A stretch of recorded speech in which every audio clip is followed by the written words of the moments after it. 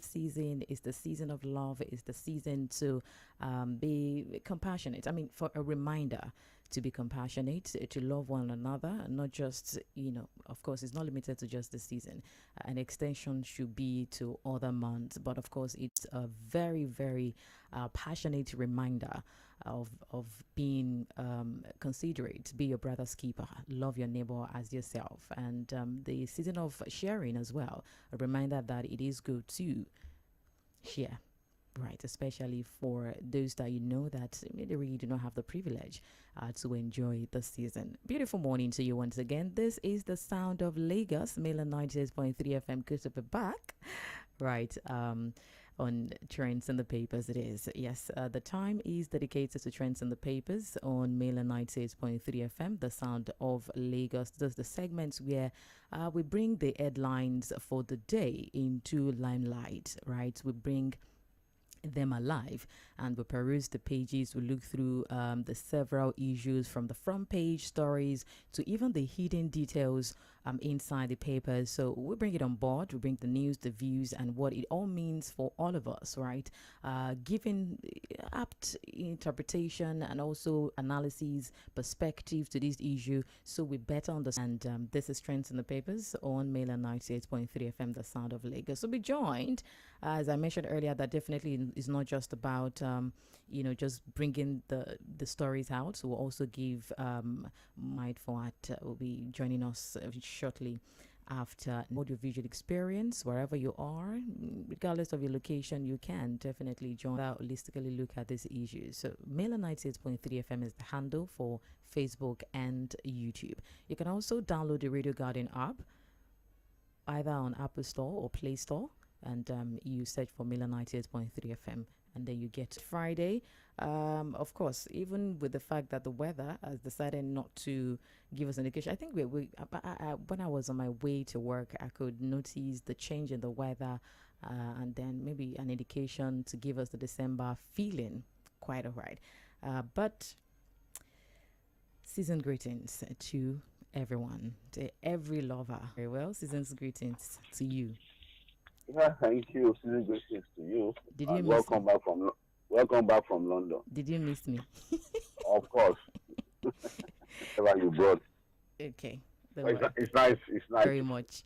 On national radio, I'm thanking you for giving me the FM a lot. I mean, even while I was away, I've been definitely, as the job entails, I've been following debate, talks, pointing out different things, and all of that have been happening, right, in the political space, socio-economic space, the business space, the metro page, and the spaces, and all of that. But let's quickly look at what we have for today. I mean, the national dailies always have, gist, news for us, what's happening in the country, in the national level, subnational levels, the local level. So let's, majorly, the Punch, Guardian, and the Vanguard newspaper. Let's start from of course, what is law, right, that the president has signed into the bill that was signed into law in June this year, right? It was first submitted in November 2024, and of course, with months of deliberation, even the chairman, the Taiwo Yedili, and going on with the anticipation to next year with implementation, which it will start.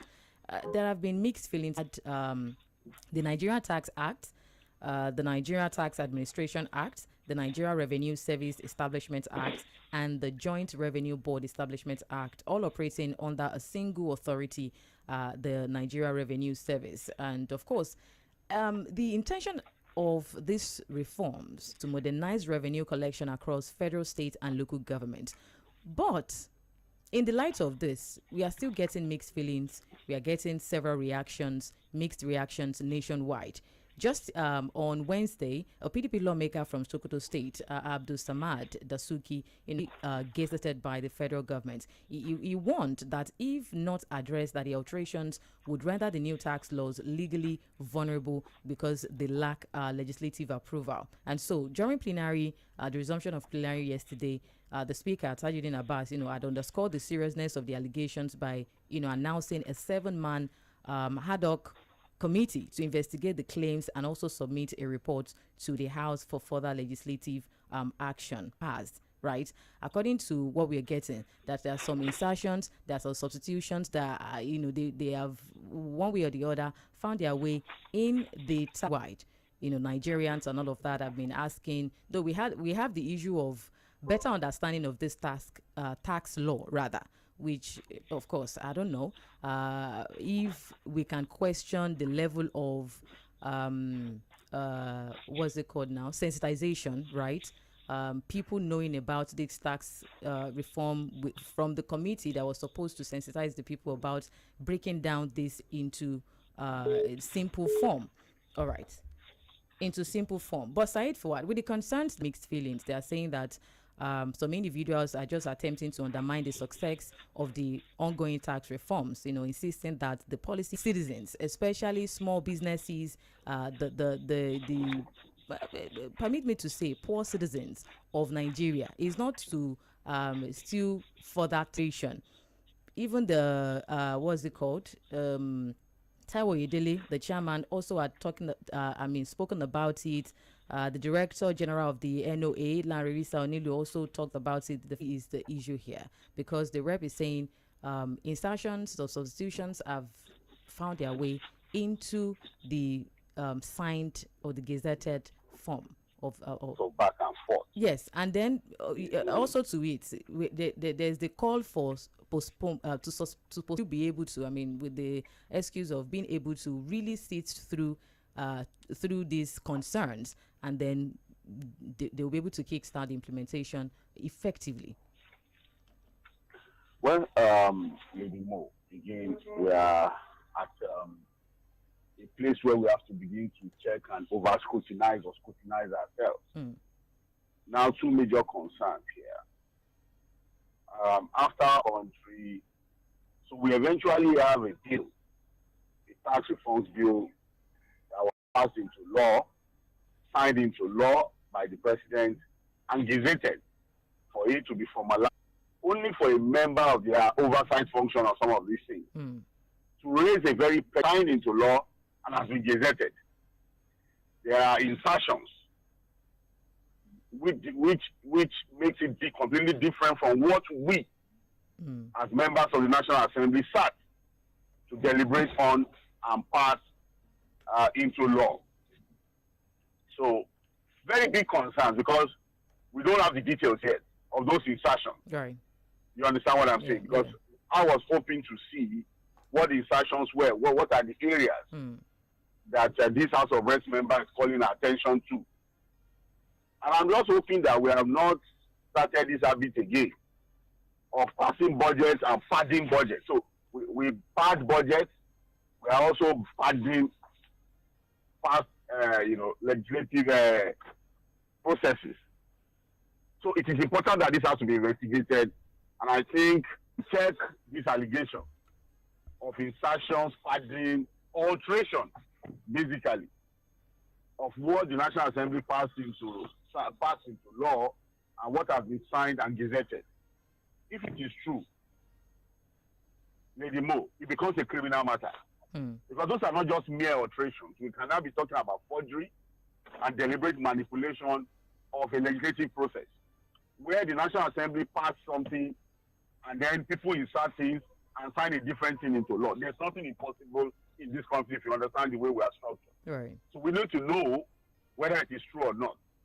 On the concern that has been raised by some NGOs, that look, because of the widespread level of poverty, low purchasing power, and all the things that Nigerians are going through at this time, implementing a new tax law would further aggravate the sufferings of the people.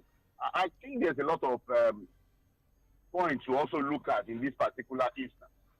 Even though Mr. Oyedele, the government has continued to say that, look, in trust, they are not, I don't think a lot of Nigerians actually even believe the polling government when they start things into the tax law.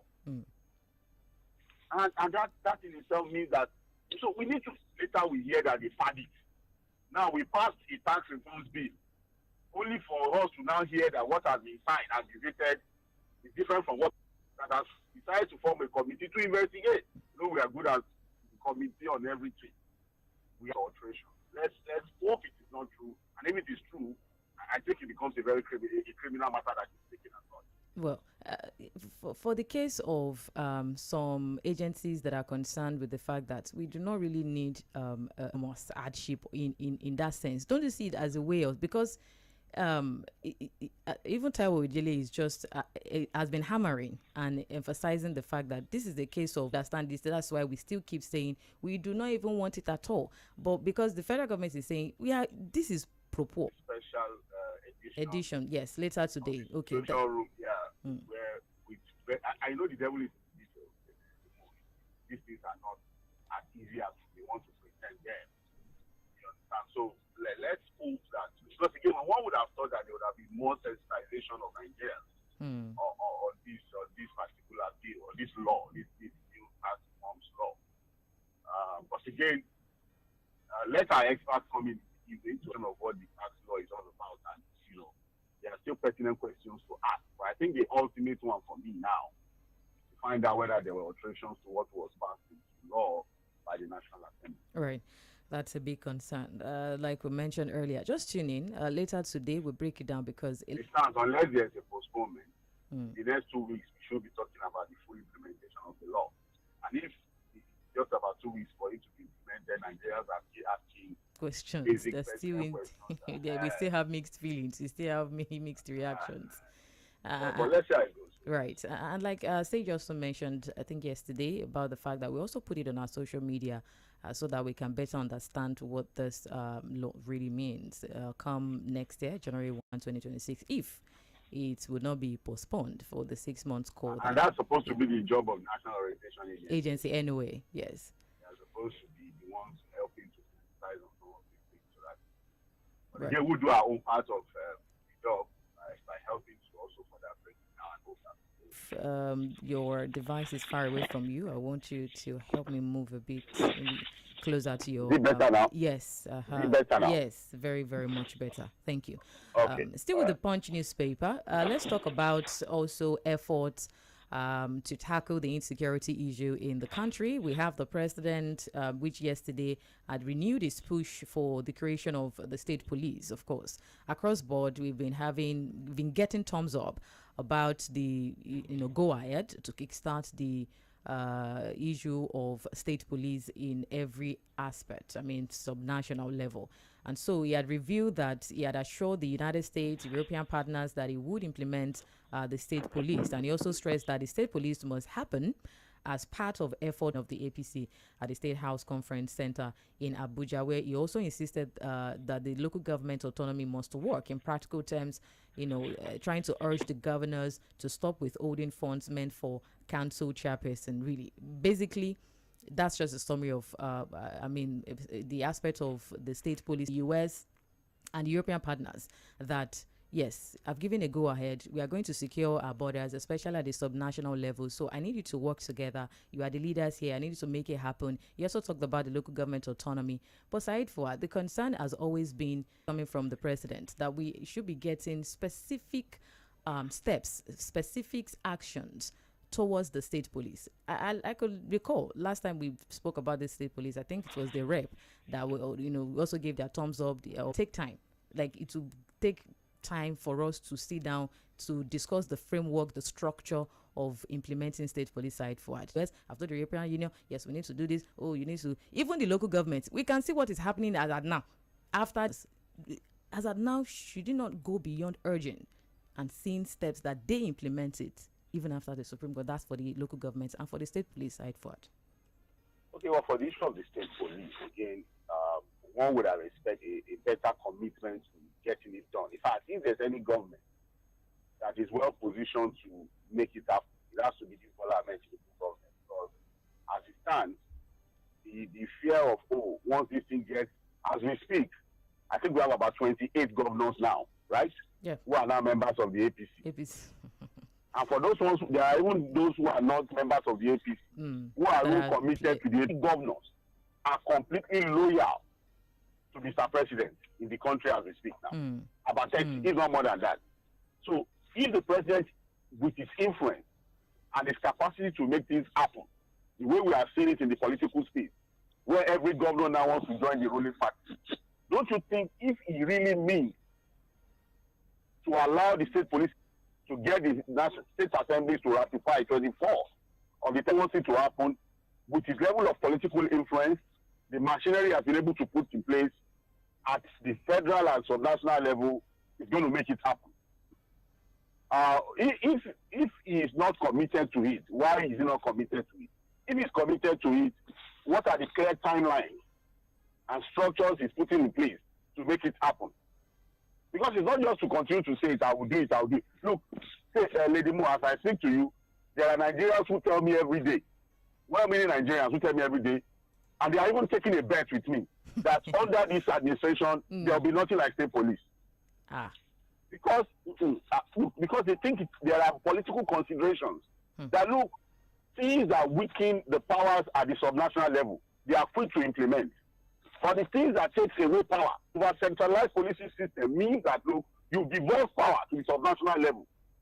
The governors cannot take care of their own security structure. So the idea, for example, of using federal institutions to destabilize and disrupt activities, we have all agreed that this over-centralized policing system is not working and cannot work for us. We need to devolve. We need to. Where is the commitment? Are we going to get the commitment? It's not the promise to the EU or America that matters. It should make the promises to Nigerians and get it done.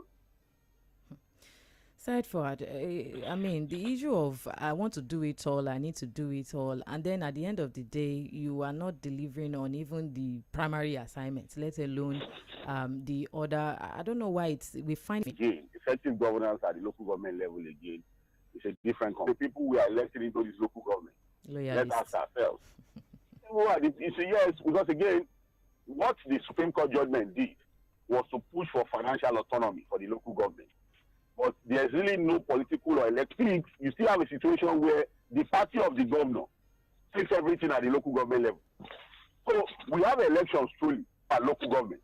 So what you have, you basically have puppets of governors, the people they select, pretending that they had an election into this office. So until we have what looks like financial autonomy to the local government, nothing major has really happened in many of the local government. It's still the same of the old same. Now the Supreme Court judgment was getting their money directly without it being taken over by the governors. Maybe more. And we are not sure, we cannot say for sure that it has been fully implemented, that all local government now get their money directly. The only thing we see is that, look, we are now seeing the federal government. So we are now also seeing that the Supreme Court judgment is almost becoming a political tool to destabilize states, to withhold their money, frustrate, establish political structure in the state for the interest of the center. So I don't know whether we are making progress or that's also a report. And since you mentioned about the fact that now we are having almost 28 governors in governors of the APC, the North Central of the APC, just 28 out of the 36, pledging allegiance to the ruling party. It appears that, look, maybe except for if you are talking about opposition now, and even that one said, I look at with one kind of eye. Because look, the more you look, I've been seeing reports of likely defection. Like, Jᴏɪᴅ L쏘ᴅy to defect today? Yes. Where did you see that? I stumbled on a report. A week recently did his birthday. Jᴏɪᴅ L쏘ᴅy went there. And some few days to that birthday, they were still busy pushing themselves, gassing themselves at the PDP National Secretariat. So when it comes to politics, I told you, or was it not me I told that, look, if somebody tells me that this fight between Jᴏɪᴅ L쏘ᴅy's camp and Wike's camp is a script to follow in the script or not, I will believe it. I'm telling you, the way the Nigerian politics is structured today, nothing is impossible. The political space. The more you look. Attended the APC caucus meeting in Aso Villa, where the president, of course, made his pledge about the state police and all of that. And also, we have Sheriwo Uberevori of Delta State, Doye of Bayelsa State, Pastor Umoeno of Akwa Ibom. We also had it in attendance at the meeting, former Delta State Governor Ifeanyi leading figures in the PDP before joining the APC fold. Right. The ambassadors. Right. The Senate yesterday had confirmed the nomination of the former Minister of Aviation, that Femi Fani Kayode, ex-presidential aides, were the ambassadorial nominees put forward by President Bola Tinubu. And so the committee in its report, they stated that all the nominees were thoroughly screened and found of international diplomacy. They were thoroughly screened. They were thoroughly screened. Screened and confirmed. Yes. Based on their knowledge of what? Found suitable. Because they checked their... You follow some of the process. So was there anything thorough in what we saw? Thorough can be relative. Okay, the thorough in their own understanding. That's the way.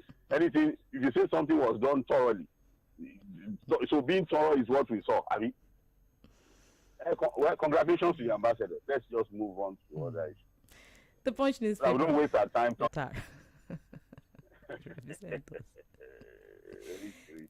Punch newspaper, away from that, please pardon me. We still trend in the papers, of course, on Mainland 98.3 FM. We'll go on YouTube at Mainland 98.3 FM. And you can also drop your reservations, right, on the several issues we are looking at. The Federal Capital Territory High Court in Abuja has upheld the continued detention of the former Attorney General of the Federation and Minister of Justice, that's Abubakar Malami, by the EFCC. That's according to a statement issued by the EFCC spokesperson. Dele Oyewale said the ruling was delivered yesterday, that's December 18, 2025. And according to the statement, Malami, through his counsel, had approached the court seeking bail. However, the counsel to the EFCC had argued that the former minister was being held, and he said that Justice Azan, while quoting the section of the Constitution, had held that the administration of the Criminal Justice Act had provided for lawful detention on... It should be there now, right? But again, beyond all of the, again, he's also a lawyer, a senior advocate of Nigeria, Malami himself. So I'm sure that he understands the result of a court order. So we will continue to have all this back and forth, but we are hoping that the EFCC will do proper investigation. But I think that, look, we have gone beyond all of that. Malami now having to answer questions for what they did when they were in power, when they were in government. It's nice. It's nice to see. For Matawale's sack, the Northern Christian Youth Coalition now had come forward yesterday, to be precise, calling on the president to immediately remove the Minister of State for Defense, that's Bello Matawale, over what they describe as grave allegations undermining the integrity of the nation's security architecture.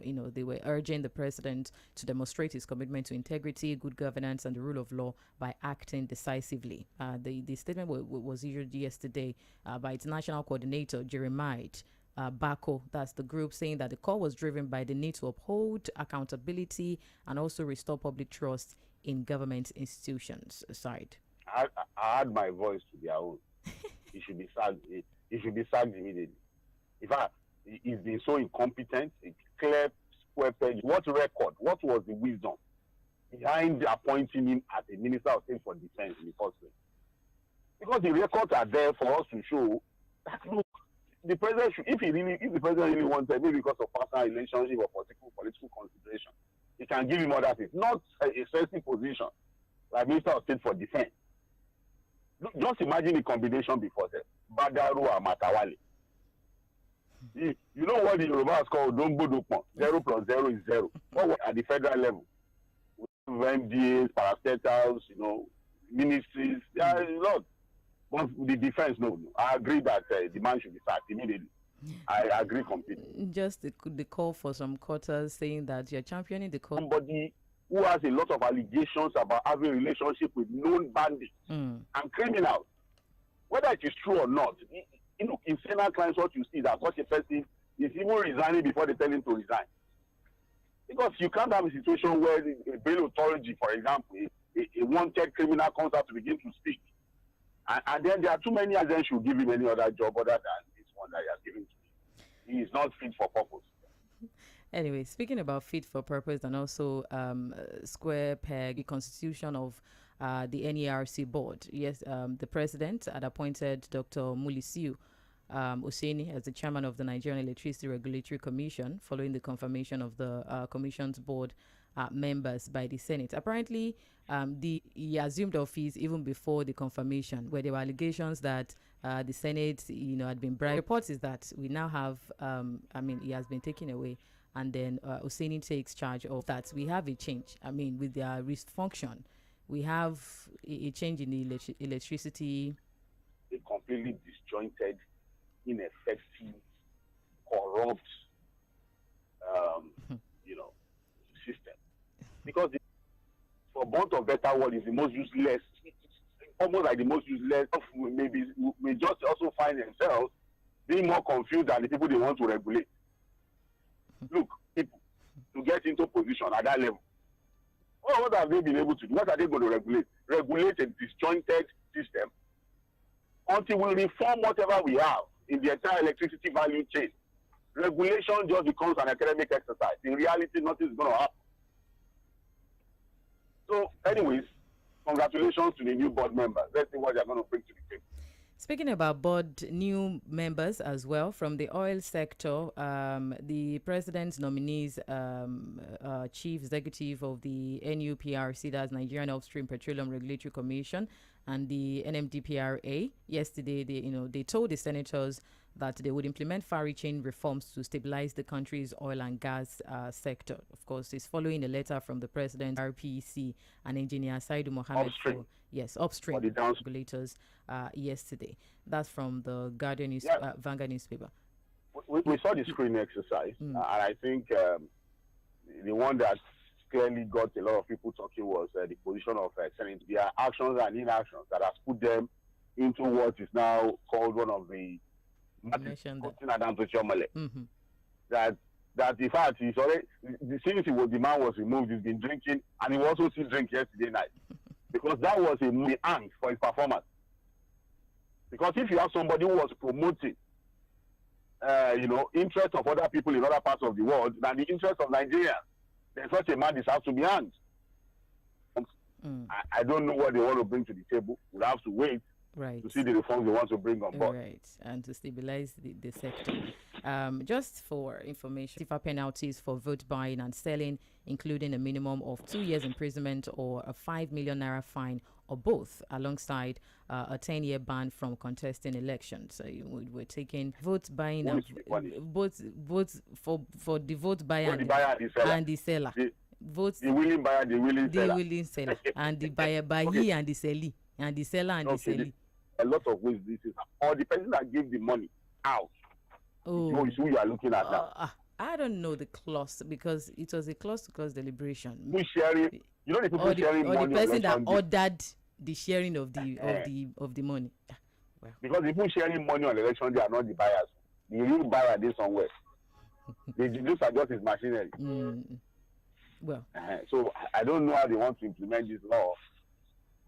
Because before you can even punish anybody, you must have a system that is able to force arrest them, find them guilty of the offense before you can now, And about if the buyer from long distance buyer, I be long distance buyer here and they short distance. But thank you very much, Said, for that's all we can take this morning on Trends in the Papers. We'll be back.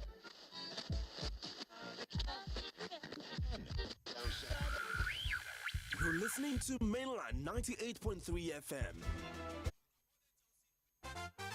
Every month from November 1, 2025, go reach January 31 till January 31, 2026. Make you for qualify to win this stamp now because the first 500 new 230 or visit any Lapo Microfinance Bank near you. Terms and conditions deal. Finally, the opportunity has arrived. In today's economy, it's challenging to 6,000 naira, 50,000 naira, or 70,000 naira spread over